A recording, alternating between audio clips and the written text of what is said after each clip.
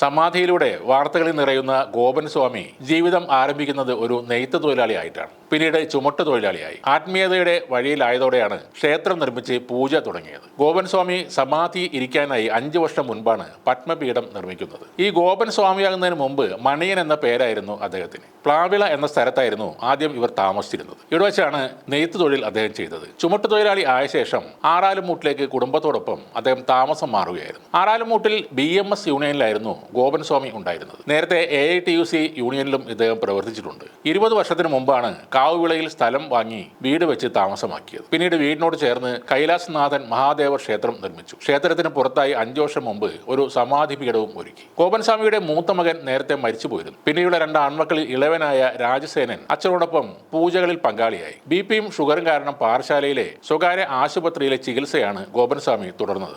ഏതാനും മാസങ്ങളായി ഗോപൻ സ്വാമി പുറത്തിറങ്ങാനാവാതെ കിടപ്പിലായിരുന്നു. അദ്ദേഹം നടന്നുപോയി പത്മാസനത്തിലിരുന്നു സമാധിയായെന്ന് നാട്ടുകാർക്ക് വിശ്വസിക്കാൻ കഴിയാത്തതും അതുകൊണ്ടാണ്. ഇപ്പോൾ അദ്ദേഹത്തിന്റെ മകൻ പറയുന്നത് ഇനി ഹിന്ദു ഐക്യവേദി കാര്യങ്ങൾ തീരുമാനിക്കും എന്നാണ്. VSDP നേതാവായ വിഷ്ണുപുരം ചന്ദ്രശേഖരനും സജീവമായി അവിടെ തന്നെയുണ്ട്. നാടാർ സമുദായത്തിനായി പ്രവർത്തിക്കുന്ന ഒരു സാമൂഹിക സംഘടനയാണ് VSDP, അതായത് വൈകുണ്ഠ സ്വാമി ധർമ്മ പരിപാലന യോഗം. ഹിന്ദു ക്രിസ്ത്യൻ മതവ്യത്യാസമില്ലാതെ നാടാർ ജാതിയെ പ്രതിനിധീകരിക്കുന്നു എന്നാണ് VSDP അവകാശപ്പെടുന്നത്. ആ സംഘടനയുടെ പ്രസിഡന്റാണ് വിഷ്ണുപുരം ചന്ദ്രശേഖരൻ. ഇപ്പോൾ ഗോപൻ സ്വാമിയുടെ സമാധി പോസ്റ്റർ അച്ചടിച്ചതിലും ദുരൂഹത ഉള്ളതായി പോലീസ് പറയുന്നു. എവിടെ നിന്നാണ് പോസ്റ്റർ തയ്യാറാക്കിയെന്ന ചോദ്യത്തിന് മക്കൾ വ്യക്തമായ ഉത്തരം നൽകിയില്ല എന്നാണ് പോലീസ് പറയുന്നത്. ഗോപൻ സ്വാമിയുടെ പോസ്റ്റർ മരണത്തിന് മുന്നേ തന്നെ തയ്യാറാക്കിയതായും പോലീസ് ഇപ്പോൾ സംശയിക്കുന്നുണ്ട്. സമാധി തുറക്കുന്നതിൽ ജില്ലാ ഭരണകൂടത്തിന്റെ തീരുമാനം ഇന്നുണ്ടാകും. വീട്ടുകാർ ശക്തമായി പ്രതിഷേധിച്ചോടെ സമാധി പൊളിക്കുന്ന നടപടി താൽക്കാലികമായി നിർത്തിവച്ചിരിക്കുകയാണ്. സമാധി പൊളിക്കുന്നതിനെതിരെ കുടുംബവും ചില സംഘടനാ പ്രവർത്തകരും രംഗത്ത് വരികയായിരുന്നു. സമാധി പൊളിച്ച് വാസ്തവം കണ്ടെത്തണമെന്നാവശ്യപ്പെട്ട്